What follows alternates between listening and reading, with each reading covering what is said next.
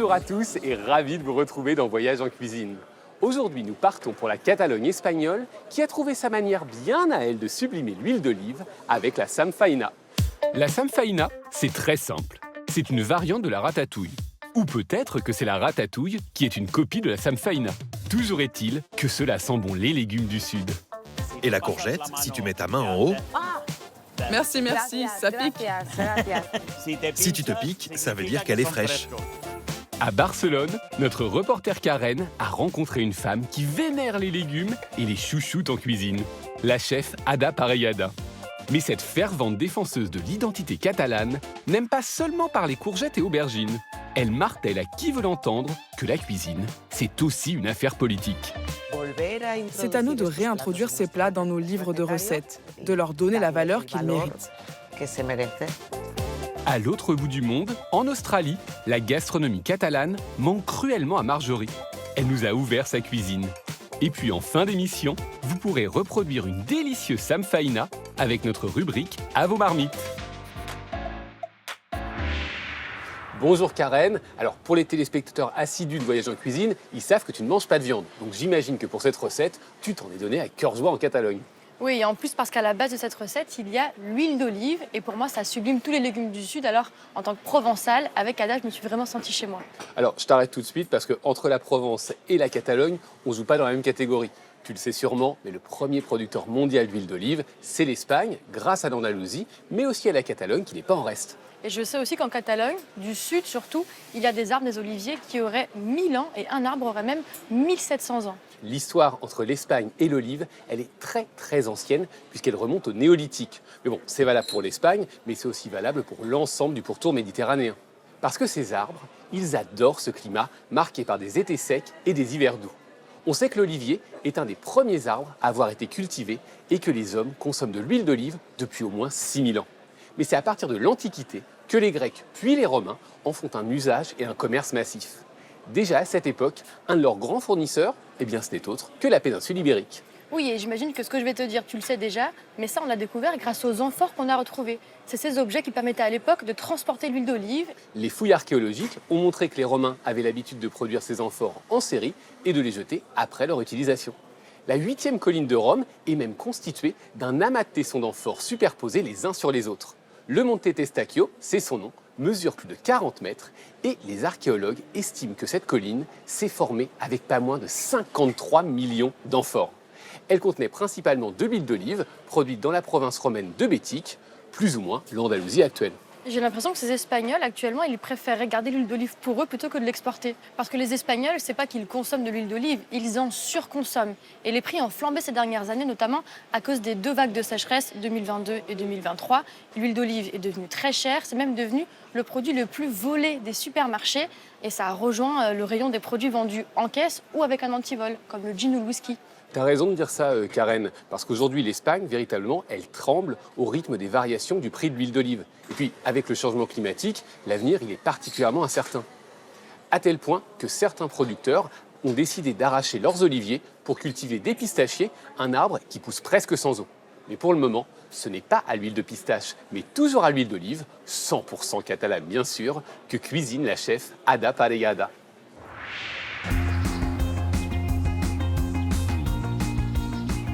Je me trouve en pleine nature dans un champ d'oliviers à seulement 15 km de Barcelone car pour notre recette du jour, nous avons besoin de beaucoup d'olives et surtout d'huile d'olive.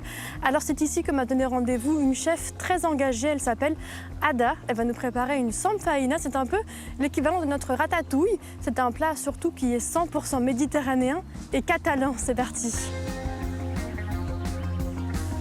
Bonjour Ada. Hola. Salut, ça va? Enchantée. Moi aussi. Nous sommes dans une oliveraie. Pourquoi? Parce que l'huile d'olive est l'ingrédient fondamental de notre cuisine. Et elle doit être choisie avec soin. Oh, regarde, Marty est arrivé. C'est le responsable. Allons le voir. Salut. Bonjour Marty, comment tu vas? Très bien. Ici, il y a une partie de nos oliviers. Vous en avez 200? Le domaine est énorme alors. Et comment vous faites la récolte?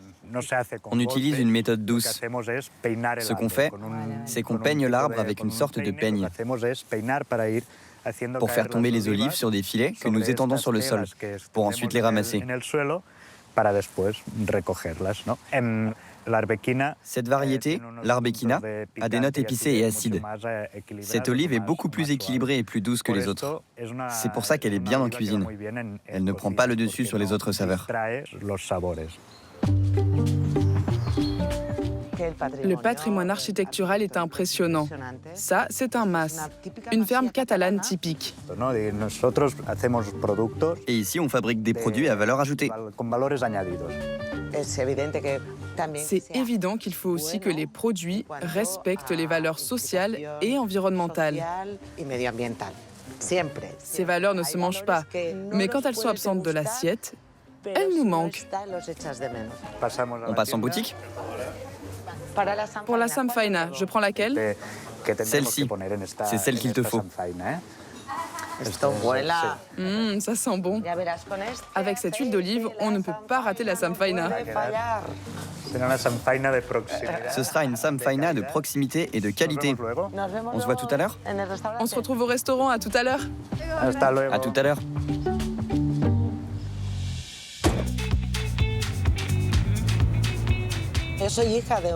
Je viens d'une famille qui a une longue tradition dans le domaine de l'hôtellerie et de la restauration, dans une ville près de Barcelone, depuis 1771.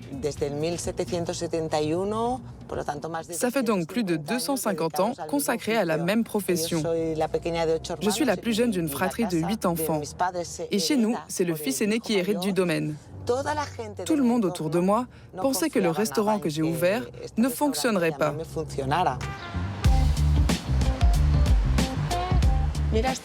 Nous sommes arrivés au marché d'El Ninot, qui est l'un des marchés emblématiques de Barcelone. C'est comme si on était dans un showroom. Regarde, c'est une œuvre d'art. C'est juste magnifique. Ici, nous sommes au paradis des œufs. Ça, c'est le premier œuf. On va préparer notre plat avec des œufs de première ponte. C'est un œuf qui est petit.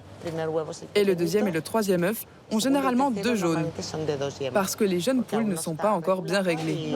Je n'ai jamais vu ça de ma vie. Tu sais quelle est la différence entre un œuf blanc et un œuf blond? Celui-là a une mère blanche et celui-là une mère blonde. Salut Ada. C'est très difficile de croiser cet homme par hasard. C'est le propriétaire.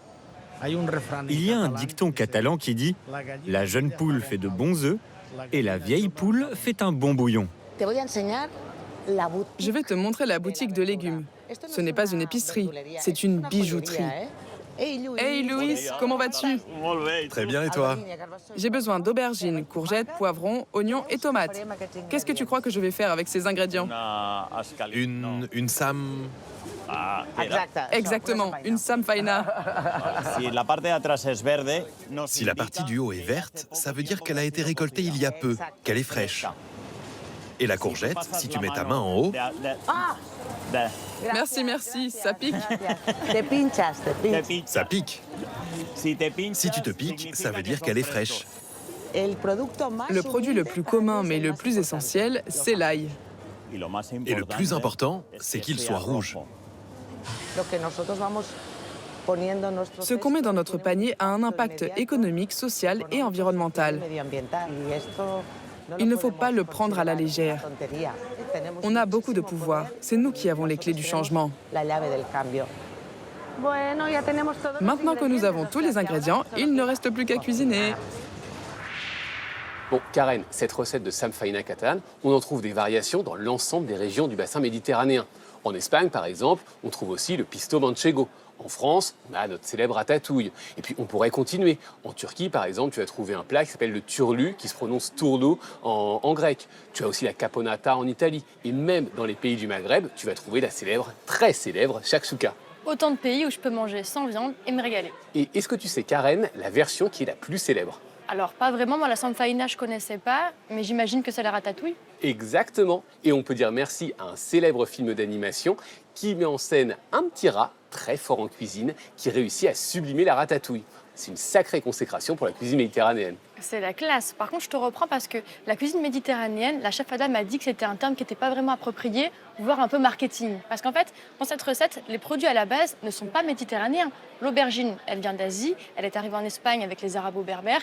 Et puis les tomates, les courgettes, les poivrons, ça vient d'Amérique latine au XVe siècle. Et tu vois, Karen, on peut remonter encore plus loin. L'oignon et l'ail, par exemple, qui sont deux produits utilisés dans la samfaina, ils sont originaires d'Asie et ils se sont diffusés en Europe durant l'Antiquité.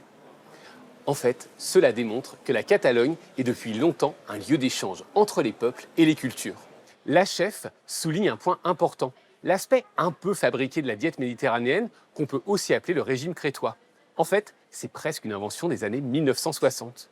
À cette époque, un groupe de chercheurs mené par le très sérieux médecin américain Ansel Keys se penche sur le rapport entre santé et alimentation dans plusieurs pays du monde.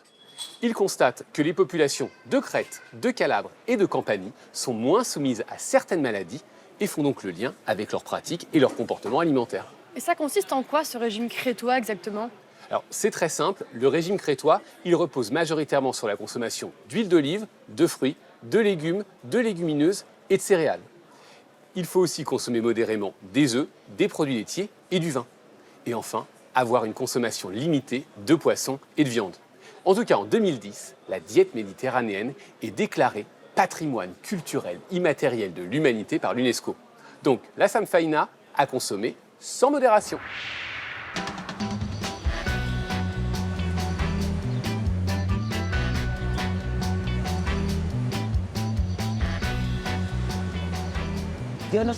Je ne viens pas de Barcelone, je viens de Granollers, une petite ville très proche de Barcelone.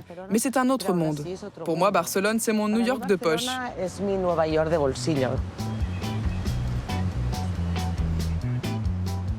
Nous sommes arrivés à Semproniana. Bienvenue.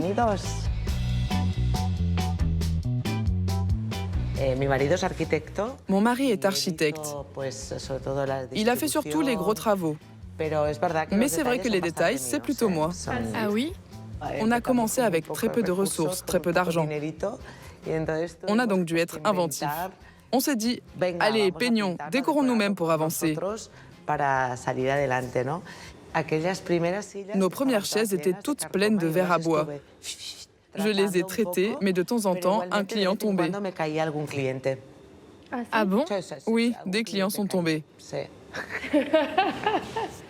Mais du coup, la première fois qu'un client est tombé, je lui ai dit, ici, quand les clients tombent, on les invite à dîner. Et alors, ils voulaient tous tomber. Aujourd'hui, je préfère qu'on cuisine dans le coin pâtisserie.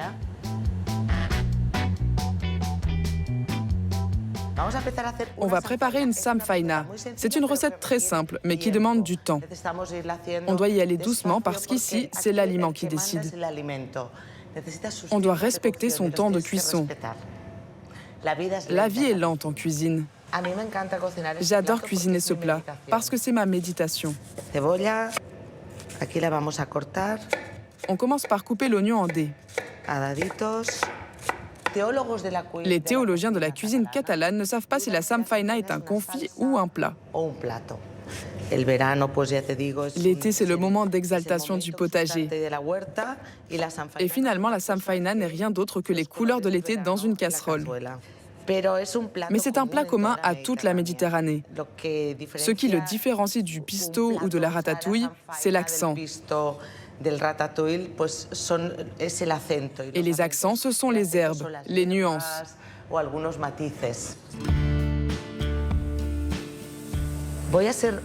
Je suis très généreuse avec l'huile parce que c'est une huile extraordinaire. L'ail est l'un des ingrédients classiques des recettes catalanes. Même si les plats traditionnels sont préparés de 1000 façons. C'est leur richesse, ils sont vivants, ils évoluent, ils changent, ils s'adaptent, ils font partie des saveurs de chaque famille, avec leurs nuances. Je garde la tige blanche à l'intérieur du poivron. Beaucoup de gens la retirent, mais moi elle ne me dérange pas. Ça n'ajoute rien et ça n'enlève rien. Il faut que tous les ingrédients soient coupés à la même taille. Je pense que la cuisine catalane est en voie de disparition.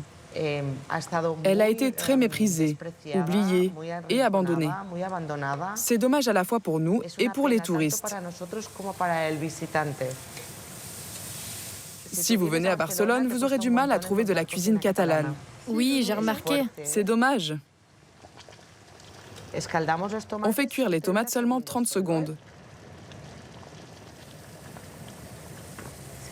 Maintenant, elles sont faciles à peler. C'est si beau. Ça prend des couleurs de confiture. On ajoute du thym frais et de l'origan. On passe aux aubergines. Je l'épluche un peu parce que sa peau est désagréable.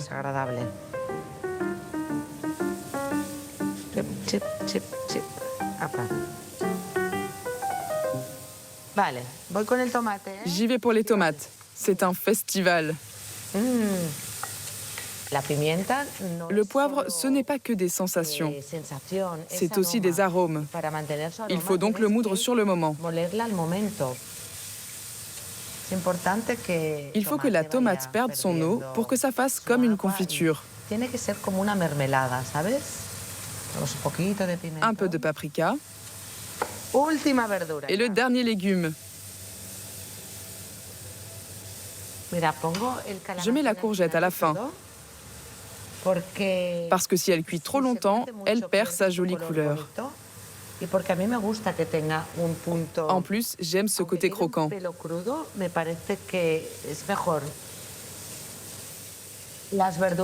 Les légumes ont cuit presque 3 heures. On en vient aux œufs.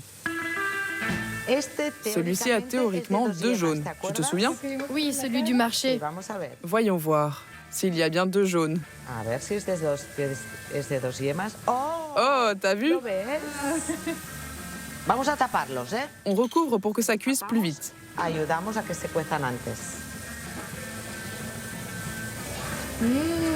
Ça a l'air bon. Oui, c'est prêt. Et maintenant, allons manger.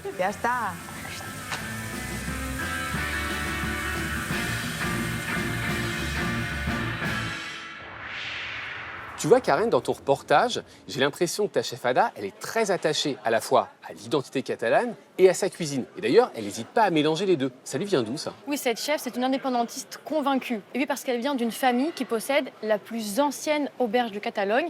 Là-bas, on appelle ça une fonda. Et donc, elle a grandi avec ses recettes, ses traditions vraiment catalanes. Pour elle, le combat se mène en cuisine.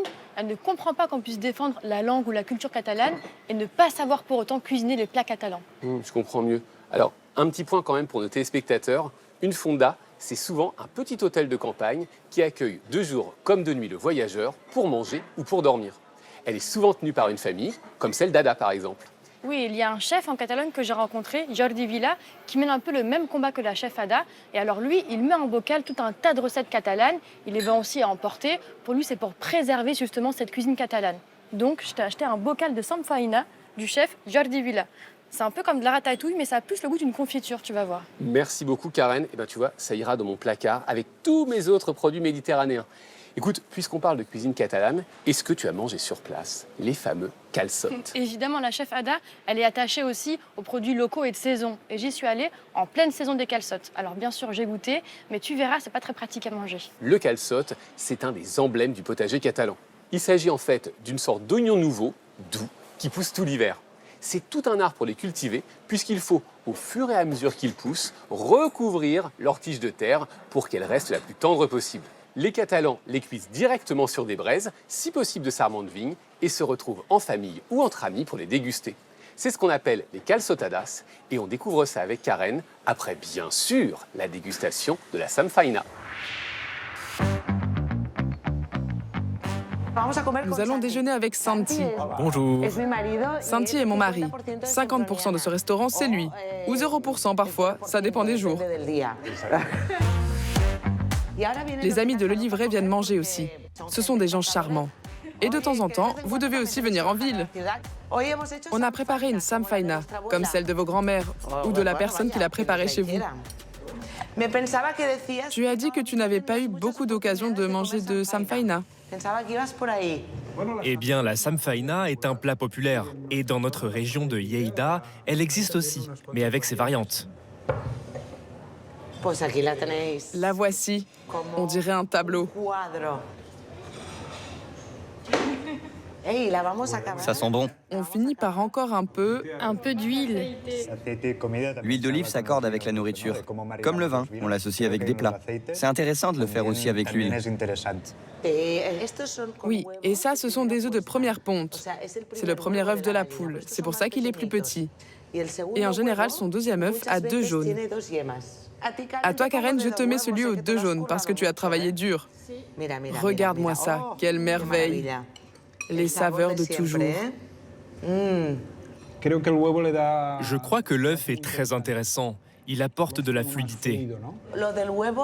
Avec des œufs, c'est plus courant dans le sud de la France. C'est plus provençal. Tu es un peu provençal, non? Oui, et ça ressemble à la ratatouille. Je ne peux pas dire que c'est meilleur parce que je viens du sud et que je mange beaucoup de ratatouille. Mais c'est très bon. Oui, c'est très bon. Et ici, à Barcelone, on trouve de la samfaina dans tous les restaurants? Non, c'est difficile d'en trouver, c'est pas courant. Le problème, c'est qu'aujourd'hui, ces plats ne manquent pas assez aux gens. Donc nous avons désormais la responsabilité de la mémoire. C'est à nous de réintroduire ces plats dans nos livres de recettes, de leur donner la valeur qu'ils méritent et de les faire briller.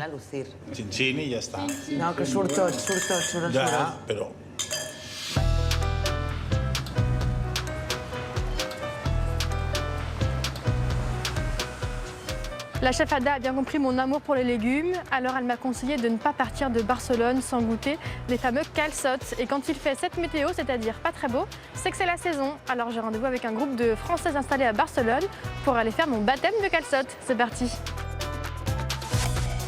Salut. Ça va? C'est ici qu'on mange les calçots? C'est ça. Là, dans le sachet, tu as un bavoir et des gants pour pas te tacher en mangeant les calçots. Parce que tu vas voir, c'est salissant. Voilà, on est prêt. Moi, je fais semblant. Moi, on touche vraiment le calçot. On s'attache les cheveux pour pas en avoir partout. C'est quoi un calçot? C'est un mélange entre l'oignon, poireau. Alors, c'est un peu étrange, mais c'est excellent. Moi, j'adore. C'est de la sauce. C'est la meilleure partie des calçots. Je crois que c'est de la tomate avec de l'huile d'olive et des fruits secs.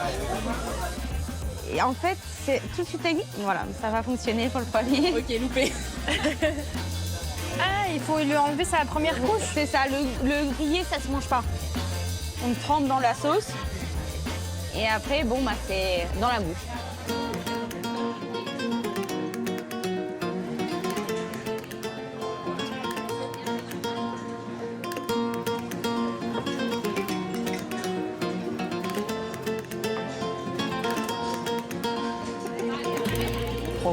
Est-ce que tu te rappelles la première fois que tu as mangé des calçots à Barcelone? Oui, c'était l'an dernier, sur la terrasse d'un copain. Et on a failli enfumer tout l'appart parce qu'en fait, ça se fait au barbecue. Il faut vraiment les faire cramer. Donc, il y a eu de la fumée partout. Et d'ailleurs, je crois que c'est pas interdit dans pas mal de terrasses. Donc on en mange plutôt au resto, quoi. C'est plus pratique. 3, 2, 1.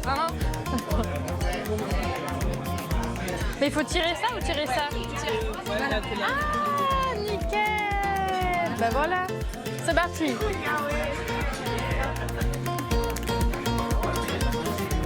Merci beaucoup les filles pour ce baptême de calçots. De la samfaina au calçots, les délices du potager catalan ont conquis la provençale que je suis. Même si elle vit à l'autre bout du monde, à Sydney précisément, Marjorie entend cultiver les saveurs catalanes. Mais cela lui demande quelques adaptations. C'est notre rubrique Le goût du pays.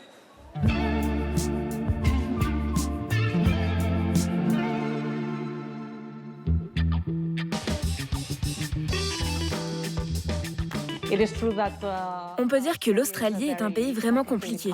Il y a plein de choses qu'on ne peut pas rapporter ici. Et ce qui est interdit, eh bien, c'est justement ce dont on a le plus envie. Le jambon serrano, par exemple.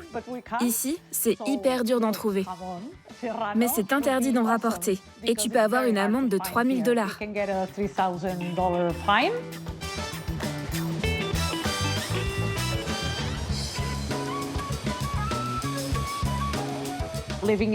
Après, c'est génial de vivre en Australie.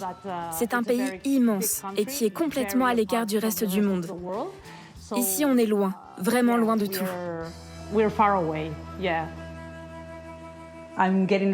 Je me prépare à cuisiner un pollastre amb gambas, un plat typique de toute la Catalogne. C'est un mélange de poulet et de gambas. Alors la vérité, c'est qu'en Espagne, en Catalogne, tu n'as pas vraiment besoin de cuisiner. Tu finis toujours par te retrouver à déjeuner chez tes parents ou tes beaux-parents. Ce sont toujours les gens les plus âgés qui cuisinent. Si je n'étais pas venue vivre ici, je ne suis pas sûre que j'aurais été capable de cuisiner tout ça et que je me donnerais autant de mal.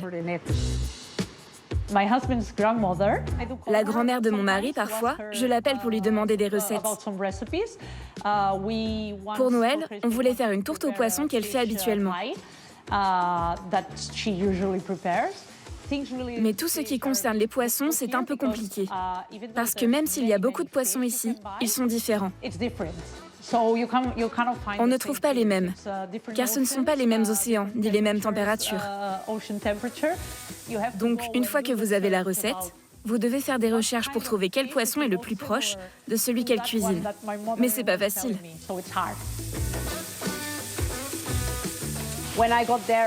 Quand nous allons en Espagne, je demande une calçotada. Je veux une calçotada. C'est un plat très spécial, typique de Catalogne, qu'on mange surtout en février. Mais ici, à Sydney, on ne trouve pas ce type d'oignon. Je ne peux pas rapporter les semences en Australie pour planter des calçotes et pouvoir enfin en manger ici.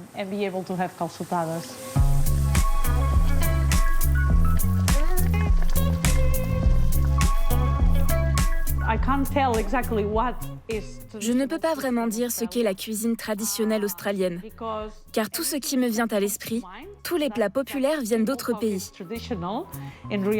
comme par exemple l'escalope de poulet pané ou le poulet à la parmigiana.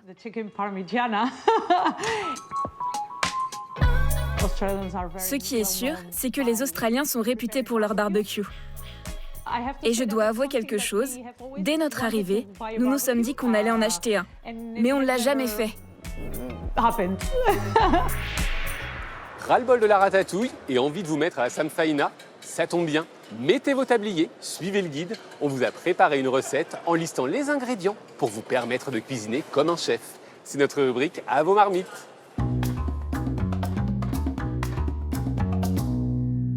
En Catalogne, on aime jouer au dé au point d'en donner la forme aux légumes. La samfaina, une variante de la ratatouille, en est la preuve. Alors si vous êtes d'humeur joueuse, on a la recette qu'il vous faut. Pour une samfaina cuisinée selon les règles du jeu, il faut d'abord de bons légumes.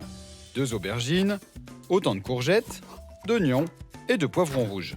5 tomates bien mûres et des gousses d'ail. Du thym frais, de l'origan et du paprika viendront relever votre plat. Enfin, achetez des œufs. Attelez-vous d'abord à couper les oignons en dés et l'ail en lamelles. Dans une casserole, faites-les revenir dans l'huile d'olive. Pendant ce temps, coupez les poivrons en dés et ajoutez-les à la préparation. Faites maintenant entrer en jeu le thym et l'origan en les disposant avec le reste. Plongez les tomates dans une casserole d'eau bouillante durant 30 secondes afin de les éplucher plus facilement. Coupez-les, ainsi que les aubergines, en dés évidemment. Remettez tous ces légumes dans la casserole, puis poivrez et saupoudrez de paprika. Faites de même avec les courgettes. Laissez mijoter à feu doux 30-35 minutes avant d'ajouter les œufs et de couvrir pour finir la cuisson. Dégustez, vous gagnerez à tous les coups. Retrouvez la fiche recette sur arte.tv. Voyage en cuisine, c'est déjà fini. Mais j'espère que ce voyage derrière les fourneaux catalans vous a fait saliver. Hasta luego et bien sûr, guten appetit.